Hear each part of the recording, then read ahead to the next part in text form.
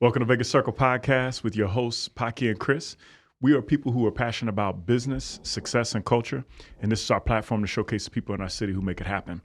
On today's podcast, we got something special. We're going to be delving into the journey of becoming an esports professional and mastering the art of brand building with the founder and CEO of Vegas Inferno and Vegas DAWGS. We got Mr.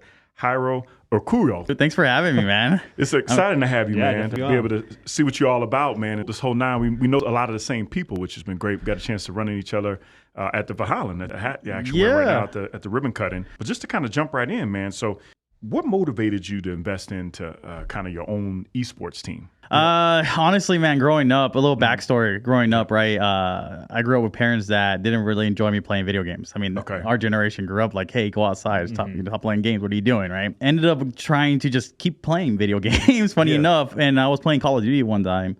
And my friend was playing. He's like, dude, I'm graphic designing, bro. I was like, oh, what is graphic design? I have no idea what he's talking about, man. Yeah. He's like, well, it's this art thing, digital art and stuff like that. I was like, okay, well, I want to get into it, right? I actually went to college for graphics. Okay. So I ended up building little by little, starting graphic design for different teams, right? And I'm like, dude, all these teams, they're great and all, but there's no one out that are giving like opportunities, right? And it's like, I'm learning management, I'm learning business skills, I'm learning all these things from different people. But every time I would see, every single team would be never the opportunity to the small guy or the up and coming guy. I was like, I want to change that. I want to start my own team where I can bring that opportunity to the undiscovered talent, right? I mean, now you have like TV shows that discovered singers, right, and stuff like that. But for esports, there isn't any. So at that time, at least, I started this company 4 years ago. I've been in the industry for 12 years. Oh, wow. So at that time, no one really was giving opportunity. I was like, one day I want to start a business that will give the next generation an opportunity the same way I wish I had the opportunity when I was younger. So that's awesome. Yeah, even kind of going into that, developing it is one thing. A lot of people, because the talent you're attracting is a younger demographic for the most part, right? And trying to figure out that you're taking that and turning it into a business model. What did that step look like from going into the initial design, finding the talent, to trying to make it into a lucrative business model? Because I think that's the challenge, right? Is how do you monetize it? Yeah, dude. And with esports, it's very hard. I mean, I've learned for the past 12 years, like even the last 4 years building a business, it's super difficult to monetize esports. Yeah. And it's that for us is that, we started with a goal in mind, like I said, give opportunities to up and coming, right? It's like, okay, well, we can create this content, we can do all these things and all these events, but realistically, how are we making money, man? It's fun, don't get me wrong. It's a hobby, It starts off as a hobby. Yeah, and I'm getting all these free products and, microphones, chairs. I'm like, yeah, but microphones and chairs don't pay the bills. I can't send it to a landlord. He's like, here's the change, right? That's true. So it's like, what do we do? And sponsorships came to our first mind because it's sports, esports, right? And I was like, why can't teams secure sponsorships like normal sports teams? So I ended up started reaching out to different sponsors, like, hey, we have all these creators X, Y, and Z. We have these events going on. What can you guys do beyond the free product, right? Yeah. And how many people can see your guys' brand? And that's the biggest question always, is that how many eyeballs are on my brand and how many people are actually watching that live stream concurrently to actually see my brand on the spotlight, right? Yeah. And so I started pitching out these live stream events, these team activations, just to plaster their brand everywhere. And at first, I mean, we're starting out like a couple $100s, man. But at that time, it's like amazing, right? $100. So I'm playing video games. I'm making $100. Better than zero. Better than zero, right? But until now, it's I was like, man, $100 is great and all, but the more you make, the more you want to, So it's like, how can I pay my employees? How can I pay graphic designers? All these things, right? So I ended up reaching out to more sponsors, say, hey, instead of $100, why don't we secure a year-term deal with all our creators, and we'll do obligations and terms and things of that nature, right? So I ended up securing our first year, we had $25,000 our first year. So securing sponsorship. And this one is 2020, right? So crypto was booming. I mean, right? Yeah. So crypto was booming, man. Yeah. And then after our second year, we're like, dude, we're starting to scale. What can we do? We're talking about 2021. So it 99% of the business revenue came from sponsorships. And funny enough, so we found out that sponsorships really isn't taxable depending on what level of sponsorships through esports. It's not taxable. They'll write it off, as a gift or whatever. Oh, yeah. Depending. Makes sense. Okay, got it. Yep. So these teams or these companies will do that for us.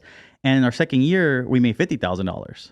I was like, okay, we're doubling now, right? So we're about to turn 4 years. But our third year, we're in our year 3, we're at $75,000. So we're increasing, right?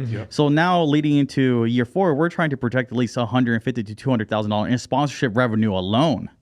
So for us, even though we're trying to accomplish that in sponsorships, 99% of esports is still sponsorships. Yeah. So we are trying to change that here in Vegas. So that's why you see us at Valhalla, right? It's like, how can we monetize from events? Because there's no ticketing in esports besides the majors. You're going to fly out for a couple of days and then call it a day. But there's never events every single month in esports. Just like the hockey games that you see here in Vegas, you can go to a hockey game how often, right? And those tickets, they'll add up. There's nothing in esports like that. So we're currently trying to change the model where we don't want to be the pioneers, but we want to at least do it because no one else is doing it right now. Got it. Yep. So, how do you become an official esports team?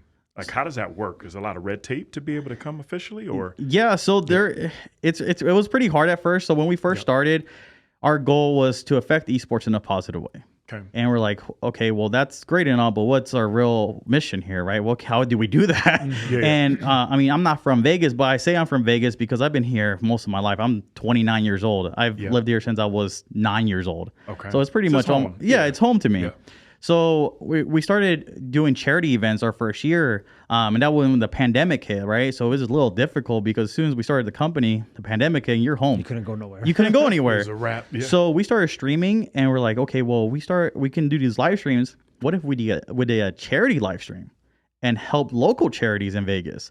So we started raising money for like companies like Susan G. Komen, Starlight's Children Foundation, and more local chapters in Vegas. And then once, in quotation mark, the pandemic was gone and we were able to go outside and things of that nature, right? We started doing in-person events and raising money that way in charity. So we started working with the Red Cross locally, Gamers Outreach. I mean, more in-person events for Starlight's Children Foundation to build gaming carts in the local hospitals for kids in Summerlin. Smart. And so we went to the mayor and we filed like something through the office, just try to get a proclamation through the mayor. We're like, hey, we're Las Vegas Inferno. But we say that we're the official esports team, but we weren't at that time. And we're like, dude, how can how do you get the real stamp? Until we got the real stamp. And it's perfect timing because they were able to they gave us a proclamation, right? And they were able to backtrack it exactly January 6th of 2021. We started at 2020. I lost my job January 6th of 2020. So so it kept going all the way back to that's the furthest it could ever go back is January 6th of 2021. It's like, that's a funny coincidence. Yeah, that's interesting. Yeah. I saw, so it's actually Vegas Inferno Day, right? Yep. You actually labeled it. Carolyn Goodman actually did that, right? Yep. Yeah. So every January 6th is called Vegas Inferno Day. We had one this year with Logan Thompson, where there was over 600 people there attending. The news outlets came out. Secret Creamery came out and gave out free ice cream. We had a whole VIP section. Frank Zadoris came out. All these VIPs came out to just have fun and party with us. And also the community came out. And we're just giving away everything, gaming chairs, merchandise, everything you can name it, man, just to give back to the community. Yeah, that's super exciting. You're kind of the infancy of, a soon-to-be booming market, right? We all kind of feel, at least if you're in the industry space, Paki, he's one of those people that don't let his kids play video games. Yeah, all those spaces. You can see the infancy of that, as it's continued to grow. Where we're 10 years ago or compared to where we are now is vastly different. Getting at the ground space of that and having a dedicated esports team for Vegas is kind of a big deal.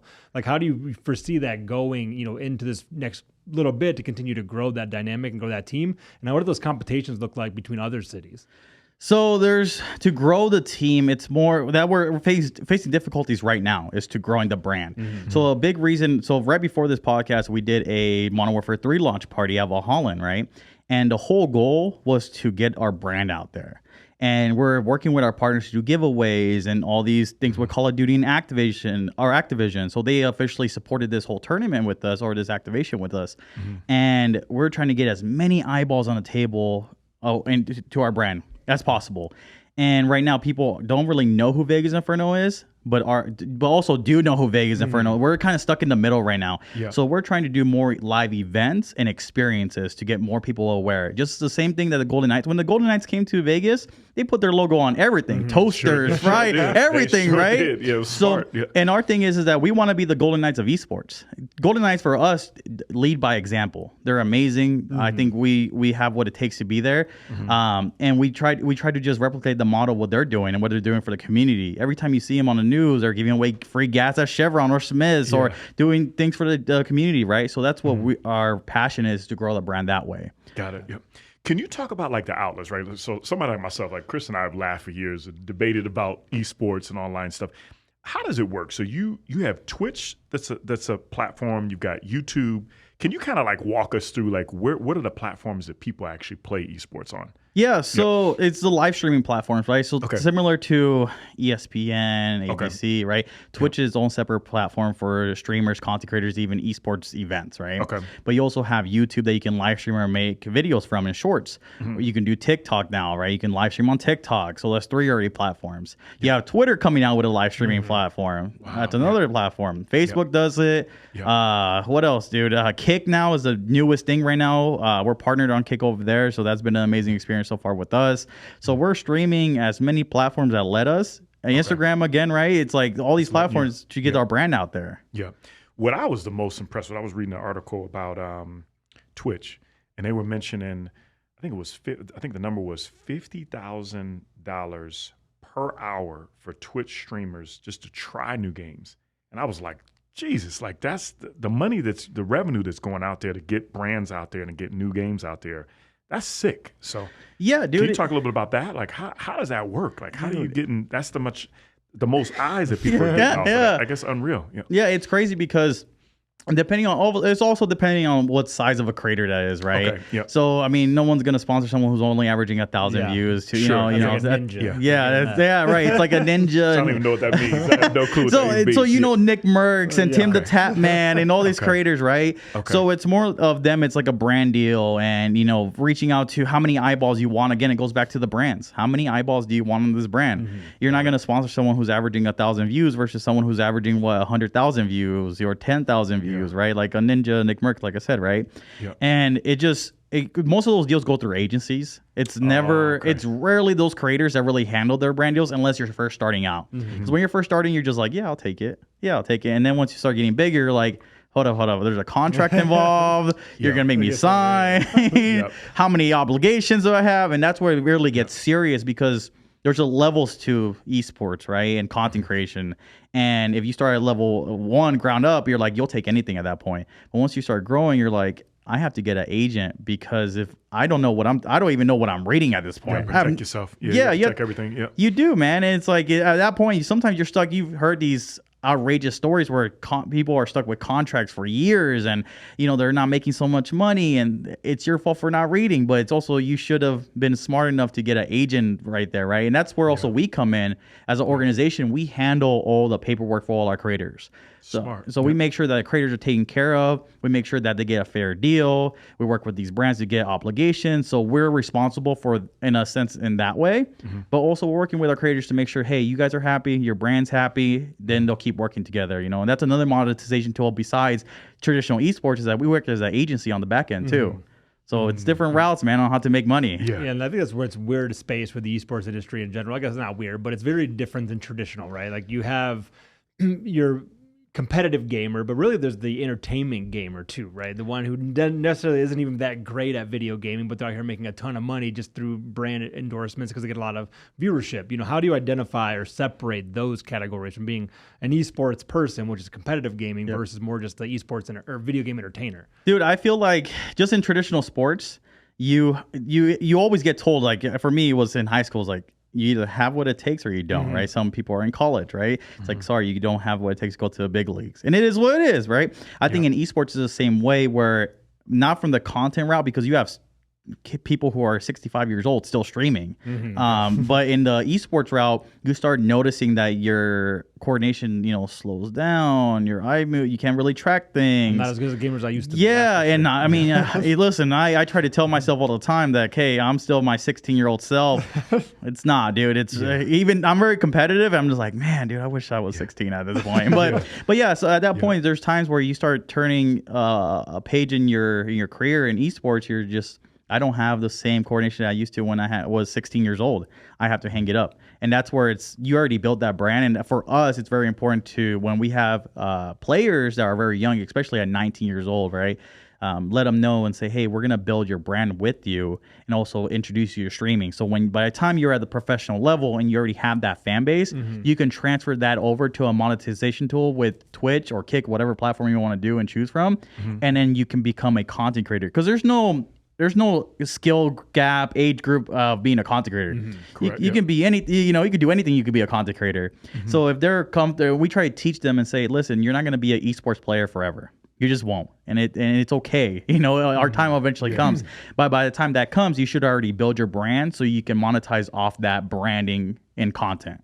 Yeah, I love the honesty and the transparency of just being able to say that. Like, I didn't even realize they were giving out esports scholarships to a lot of these universities. Like, kind of piggybacking off of Chris's point, would you recommend folks to still or students to still maybe get that? Maybe they get a free education, right?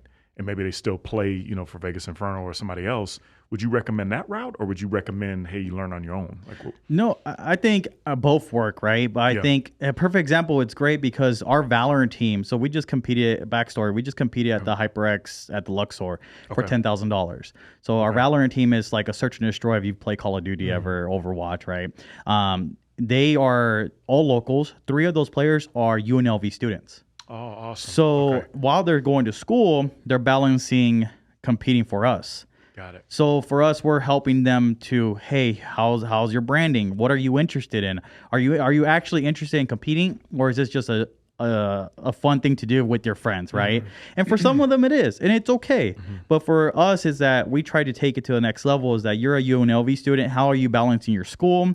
How are you balancing your life? How are you balancing, your practice time? And I have a great team behind me. I mean, I don't do this all by myself. There's no way, man. I wouldn't be here without my team. And it's like they, our esports director, Josh, he trains them, he practices with them, he makes sure that they're healthy and balanced.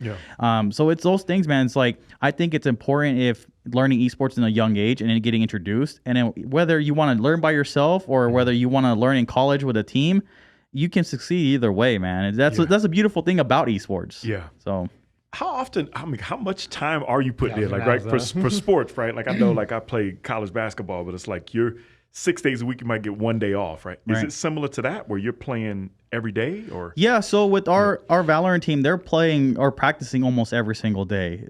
There's some days there's off days, like the Valorant tournament, again, that we competed at, that was heavily on a mental toll aspect of things. So they, we ended up placing 9th out of 18th, which is almost there, but not really, so it's a big mental toll, especially these kids are very young. They're like, they don't want to lose, right? Of course. So we try giving them a break. So right now they're on a 2-week hiatus break. Just go do your thing, go study, make sure you're okay.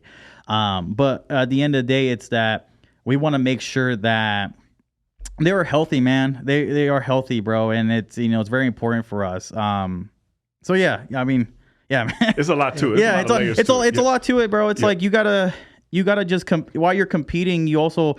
There's those practice scrimmages, right? And then competing on the actual tournament and putting those times in. I mean, the more time you put into a craft, the more perfect you're going to be at, right? But it's hard when you're balancing even jobs, right? Some of these kids aren't even getting paid.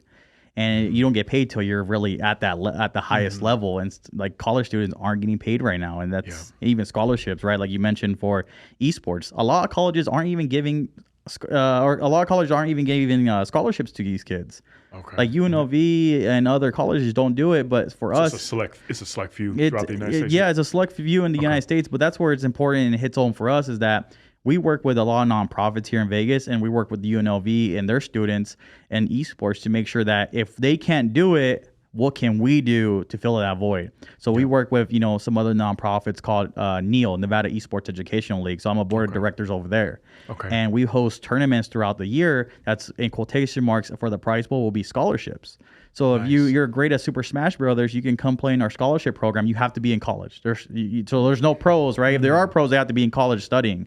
And if you win, you get scholarship money. Nice. So that's a way around it. Besides going through the traditional route with colleges, you go through our business and our nonprofit, and there's money for your books or food or whatever you need to use them from. That's nice. You kind of mentioned a couple of games. One thing that I'm always interested about with esports specifically is that it's not like basketball. Basketball is the same. It's there forever. You move on. You play basketball. You practice at basketball. You're a basketball player, right? Yeah. Esports, you may be great at Valorant as an example, but then 5 years from now, nobody's playing Valorant anymore, where you don't get the same exposure, the same eyes, and you spend all this effort specifically on this one game. But now maybe that doesn't translate to the next one, and now you're behind the ball when that next sport or next game comes out. That's what you're saying, because you spend so much time on it. And that was one of my challenges. I've been very good at very specific games, but not great at a vast majority of games. And some games maybe are not as accessible or playable or have the same exposure to give you the opportunity to grow and develop in. How do you foresee navigating those challenges in the future and still maximizing the impact in the very short time frame they may have in a game? Dude, I think that a perfect example of these other esports teams are doing with their players. Some of their players come from, let's say, Halo, and those skills transfer over to a Call of Duty. It's all FPS, right? It's similar. You play with the controller. It's the same aim down sights, a little bit different movement. But a lot of these players are now realizing, well, during my off season, what am I doing? Yeah. They're like, oh, well, I'm creating content. Well, maybe I don't want to create. I just want to compete. That's all I want to do. Well, they'll transfer from Call of Duty to Halo, or vice versa. Once Halo season's over, they'll go to Call of Duty. It's a similar thing with Valorant. Valorant's, plays on keyboard and mouse. You have games that are similar to it, like Counter-Strike. If you guys know Counter-Strike, it's almost similar to Valorant and the movement and the skills. But then you have games like Overwatch that came out and their leagues and what they're trying to compete in. So I think it's hard. It's difficult from a player from a keyboard and mouse perspective to switch over to a game like Call of Duty when it's controller dominant, because it's so hard, man. Yeah. So it's hard because, again, that's the issue that we're always going to run into, is that if the game's not stable enough, then you're out of a job. Yeah. And that's why for us it's important. You're playing now. Make sure you build your brand and make content in case those things happen. Because if the game just, like you said, dies out, right? Well, at least you have your brand to fall back on. You can get all these sponsorships and these brand deals and make money that way. So you don't rely on the game all the time. And I keep preaching it to our players, like, stop relying on the game. Yes, be master your craft, be master of the other as well. Yeah, so games change so much. Because even like Call of Duty, you mentioned it. Even if it's the same type of game, every year it's so vastly different. Like, you're moving into one because they're different developers on a 3-4 year cycle. So every year you're having to relearn a whole different dynamic, and that alone seems very daunting. Dude, it's crazy because, like, even when I was younger, I was competing at a young age, Call of Duty. So instead of baseball, I was like, I'm gonna just go with Call of Duty, bro. So I used to compete in some online tournaments here and there, but practices dawn on you. Updates happen with whether you like it or not. The publisher comes out with updates, and they come out with it, and that's it. And you're like, dude, I got to relearn the movement again, or I got to relearn what this gun does or what this attachment does. Frustrating. It's frustrating. I mean, I still compete till this day at Warzone at time to time. Like, I competed at a $75,000 tournament like 2 months ago. And even that challenge, the publisher, which is Activision, came out with an update the day before the tournament. Oh, fun. And so you've learned a certain way and you get this update. Dude. It's so frustrating because you're like, man, these guns, do a certain damage. This attachment does a certain damage. And then a day or two before the actual tournament, they change it on you. Now the same gun doesn't do the same damage. Now you got to pick a different gun or pick it. That sounds like a hustle. That sounds like they do so. Dude. They rebalance the whole game, so it makes it challenging because you get used. That sounds like a hustle. Yeah, that now sounds this one used to be the strongest gun in the game. Now the next day, it's a totally different gun. That has to be strategic. Dude, you know what they do? It's like they'll update it and then they'll release that bundle, which is like $20, that the gun does the most damage. What's the coincidence that the bundle just came out, the update just came out? That's what I'm saying. It's 100% a hustle, bro. How do you feel about all this AI stuff? Is that something that scares you at all? The impact of AI? Dude, no, I actually use AI. I was gonna say, how so? I use AI. I mean, writing emails, writing PR articles. I've saved a lot of money from just writing press releases on, from AI. I have to change some wording up, but it's like, dude. It's like, I send it to some companies. They're like, oh, this is perfect. We'll change some wording up and call it a day. Yeah. And I just, it's for me, it's a tool to use when I don't have a profession in PR, dude. I can't write a PR statement to save my life, bro. Yeah. I can, but it helps me. Yeah. But I think I also hate it in a way because of the art style. Okay. You'll never have a human touch to art. There's nothing like the human hand to artwork, right? It's that if an AI puts something out, you just spat it out. You just type whatever you need and spat it out. But there's something unique about someone drawing on a graphic on a tablet, or someone designing on a computer, and you see someone that's how their minds think that they can create artwork and pieces to. I don't think it will ever replace people as far as artists and things of that nature, but I think it'd be a tool to utilize for businesses to grow in the future, or for artists, and get some references on artwork. It's like, oh man, this was kind of what I was thinking about. Maybe I can draw it this way. Yeah, that makes sense. We were talking about, because I got little kids, right? We're talking about like the trash talking, like online, right? Yeah. Is it very restricted with playing online gaming, like with esports, or is it free for all? You can say whatever you want to the other person you're competing with, or how does it work? Are we talking in person or online? Both. Well, in person, you better watch your mouth, you know? like you don't. There are people who catch these hands, bro. That's hilarious.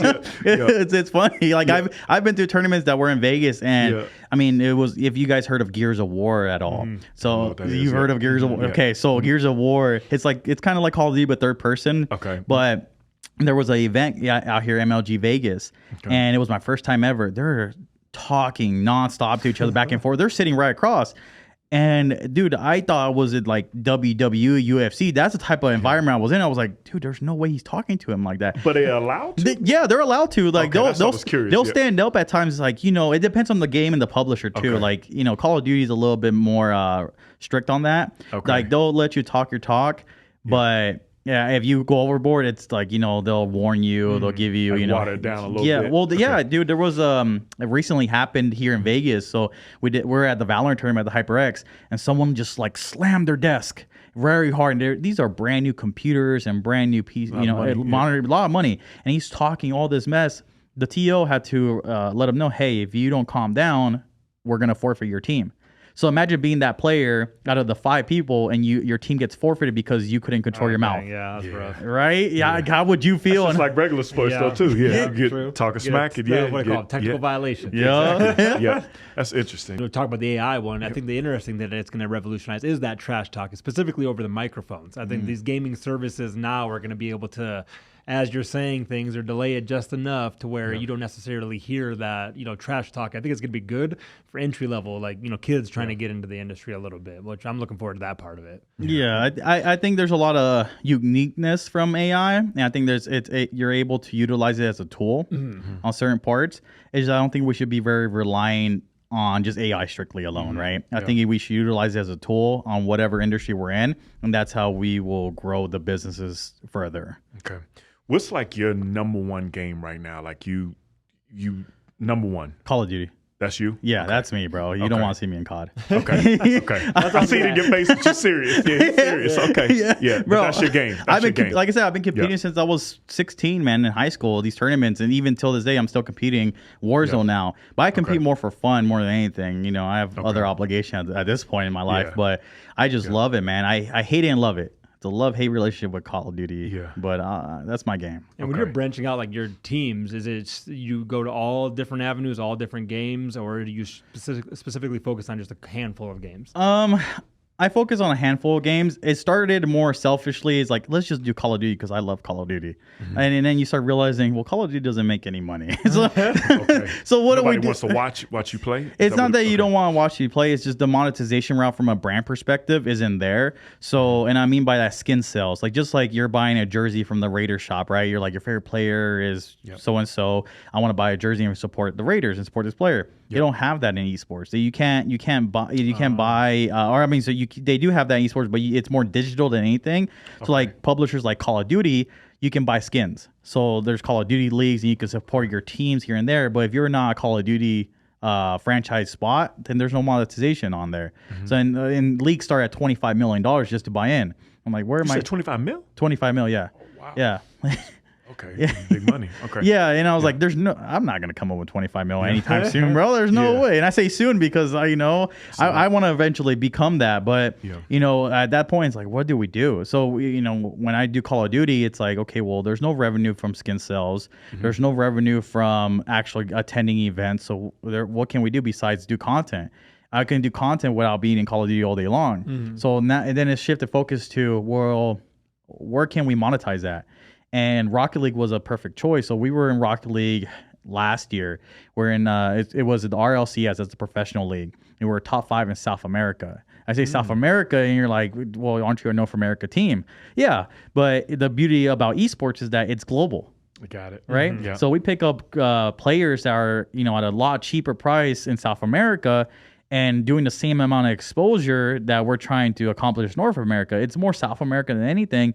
But for our goal is to become a global brand. It made sense. Now we have a Brazilian fan base, rocking with us. Yeah. So, and we found out, well, Rocket League allows you to put your skins in the game, meaning you can put a logo on a car, on a decal, and then you can sell that card space to sponsors, just like NASCAR.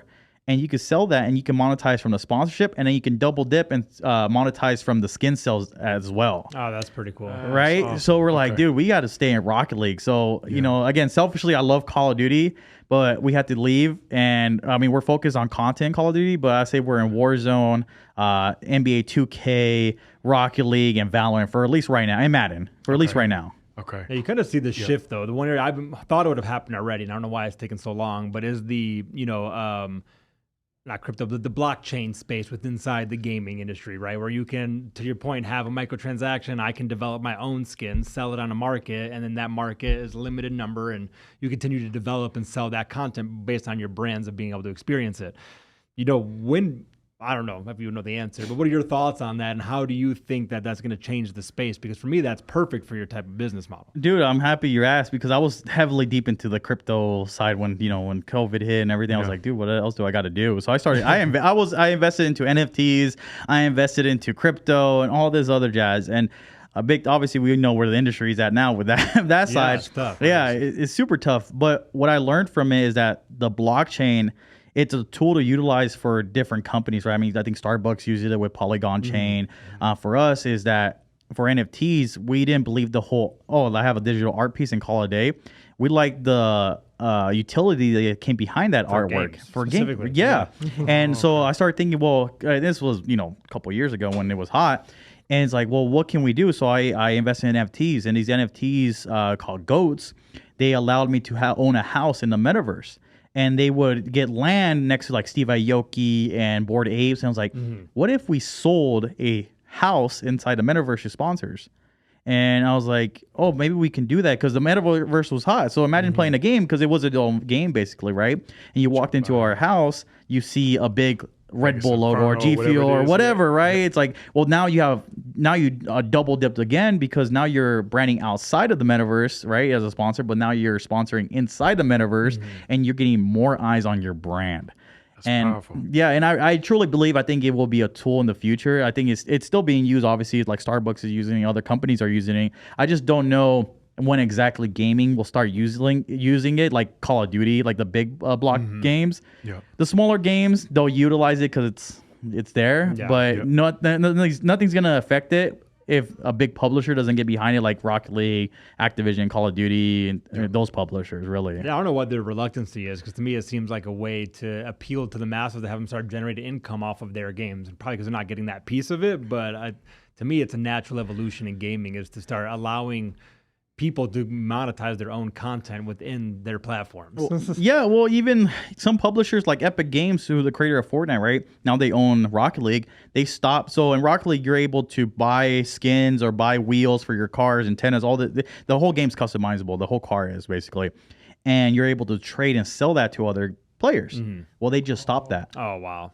And that's frustrating. It's frustrating, right? You're just like, well, that's a market by itself. That's a big piece, probably, I would assume. That's a huge piece, because, we're talking about, things that are worth hundreds, if not thousands of dollars that you'll actually pay for that trade. Here, I'll sell it to you. It's like a toll all the time. It's its own market, right? Yeah. And Epic being Epic, like, no, we want control of that. So they stopped it.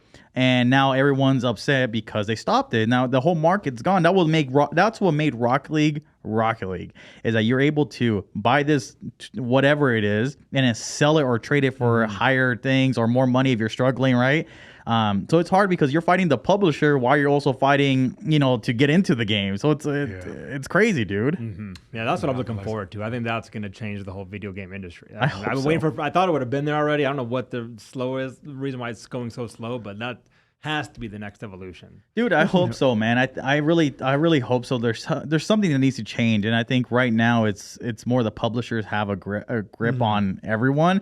They're like, we're gonna do it our way, and until us gamers come together and say we're gonna stop buying, for example, Call of Duty, they won't change it. Or have to develop an open source Call of Duty. Yeah, exactly, dude. It's like we've been preaching. Why don't you just make one Call of Duty with all the maps that everyone likes? Yeah. Let us build. Like Fortnite does a perfect example. Fortnite lets you play their map and then build more maps inside the game. Your own island, your own code, and then you're able to market that island, make money off that island. Epic loves that, but Epic loves that in Fortnite. But for Rocket League, they're like, no, you can't do that. I think it's these kids nowadays are growing up on Roblox, right? Where it's specifically that type of environment where you can open source, develop, do all within their metaverse of the Roblox and be able to do within that system. I think as they get older and that's the expectation, that's when you'll start to see that shift, it feels like. Yeah, dude. And I think that's a very good point, Chris. Yeah, I was just saying, because my kids are way younger and it makes way more sense to them. Yeah, they're going to grow up and be like, what? I can't make my own stuff inside. And that's when you start getting pissed off. And it's true. I mean, it opens up more job opportunities too, because kids are doing all these things, and then Fortnite uses Unreal Engine 5 or the newest Unreal Engine, and that's a little bit more complex. So they already grew up playing Roblox and doing customizing all these things. Well, they're already familiar with that, so they land in Fortnite. I mean, that's a job opportunity by itself. A game developer, man. Like, you're talking about people who just want to build islands or build 3D models inside the game. Like, it opens up so many job opportunities. So I really like what Roblox is doing. I like what Fortnite is doing. I don't agree with what the publishers are doing. Yeah. So. Got it. I like that. Yeah. Keep Roblox going, man. I bought stock with them. So keep that going. Yeah, keep that going. Yeah, I got stocks in Roblox. Yeah, me too. I want them to win. Just with us being a business podcast, what would you say? I mean, I know you've learned a lot over the last 4 years and even, 12, 14 years. Yeah. What would you say to somebody that, wants to get in business for themselves, or maybe do something similar, to yourself of being able to start their own team? But what would be that nugget to them to be able to start their own business? Dude, honestly, the only thing I could think of is have that hustle mentality, bro. Yeah. It always comes back to me. It's like, I wouldn't have learned esports if I didn't have that hustle mentality. For me, it's never enough. Like we hit 1,000 subscribers. Great. I celebrate for 2 seconds. What's next? What's next? Yeah. And it's always not being complacent. Is that if you start being complacent, you lost. You're done. Yeah. You always have to have a goal, whether you've made it or not, man. You have to have a goal. And again, being that hustler is like, what's next? How can I accomplish this? I don't have all the money in the world. That's fine. Learn it yourself. That's how I started. Yeah. I started learning graphic designing. I'm an editor. I'm a content creator. I learned photography. Learned all of the jobs what it takes for my business. And I was like, I'm not going to pay someone if I could learn it. Especially, I mean, I started realistically in esports, working at Albertsons on Rainbow and Warm Springs, pushing carts at $7.25 an hour. I had my own apartment at 16. And I was running a business at $7.25 an hour is crazy. And I was like, I don't have the money. When you don't have the money to pay anyone, you're like, well, if I don't have the money, who's going to do it? Yeah, you got to do it, bro. You're like, go out and do it, man. And there's sometimes that, and most of the nights you run off, just pure adrenaline, and you're just like, dude, I don't want to go to sleep. I have to make sure that someone's out there trying to beat me at all times. And that's what you have to keep in the back of your head. It's like, there's someone out there that's getting better than me every single day. How can I keep winning that race? I love that mentality, especially with you being 29 years old, man, and us being a business show. I mean, who's in your circle that's been an impact for you to keep you kind of on that right path, man? Because you're doing a lot of great things in the city and nationally, and out of the country. Dude, what's crazy is that I've met a lot of people throughout my life, and people obviously come and go, but I've learned things from people. I'm a firm believer that people are in your life for a reason, and whether they're short term or long term, they're there for a reason. They're there to teach you something. So I've learned throughout the years from different people, but honestly, like we talked about, a little bit about this before the podcast, like Sean Merriman. Yep, like Sean's great. Like yeah. I have had a couple conversations with Sean, and even that podcast when we started talking, we're like, cool, we're talking all these business things. But after that, I hit him up on text. I'll call him and just ask him random questions, dude. And I'm just like, I'm not trying to be that person like, hey, calling you every single day, but I have some questions. You're a businessman. I want to learn what you know. Yep. I think Sean was a great help for me meeting him. Short time that we met each other. Yep. Another person is Joseph Lawrence or Joe Blass. He's a music producer over there at HBO and Hulu and Roku and all these other things. He's really the one who's taught me keep your circle small. The more you get, the bigger you get, the harder it is to really trust those people around you, right? Sure. So it's like, mentoring me and when to talk, when not to talk, truly listen more than anything. And that's realistically has helped me out throughout the business side of things.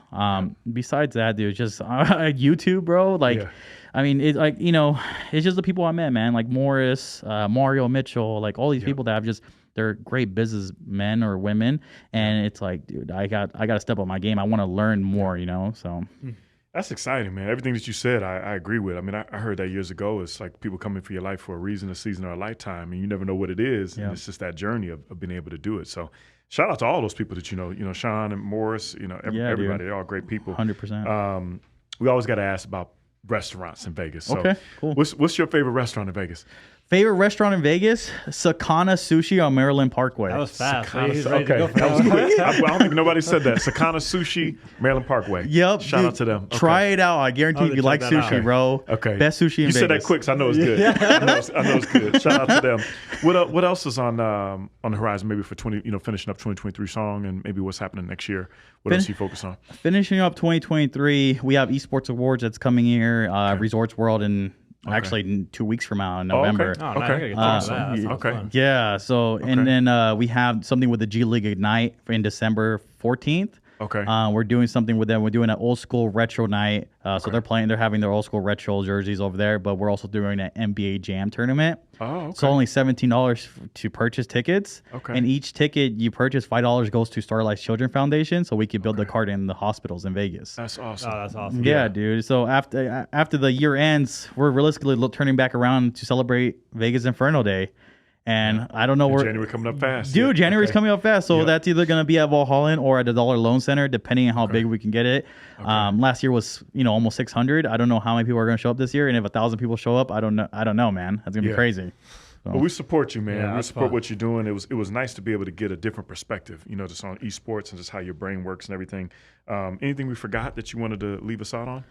No, man. I mean, I appreciate you guys having me, dude. I've been watching for a little bit since the one with Houston was on. Shout out to Houston. Yeah, dude. And I've been watching since then, so I've been waiting to get on this podcast, dude. So I appreciate that, man. I appreciate you coming on. That's good stuff. Oh yeah. No, it's good. Speaking of Houston, be brain on the business side, man. Yeah, and I just read it to him at the Sphere recently. So great dude. Yeah, dude. And like again, you guys. I mean, I learn a lot from business podcasts and people who you guys have on the podcast. So I mean, your guys' podcast helps me. Thank you. So it really means a lot that you guys are doing stuff like this, and to be here now is just crazy, bro. That's why I appreciate that. We definitely appreciate it. It's always good to talk, especially stuff that we're interested in. I love esports, love what where the industry's heading, and happy to have you on. Thanks, bro. Can you shout out your social handles, how people can reach you? Yeah. You can reach me at @glyphics_ on Twitter, Instagram. I mean, those are the major 2 platforms, or even Kick if you want to watch me live stream. Awesome. If not, you can go over to the Vegas Inferno accounts. Vegas Inferno on everything: Instagram, Twitter, Facebook, you name it. Yeah. So. Well, check this guy out, man. Doing some big things in the city. We support him. And check us out at thevegascirc.com and subscribe with us, man. So appreciate you, man. Thank you, bro. Great stuff. Thanks for having me, man. Yeah, that was great. Yeah.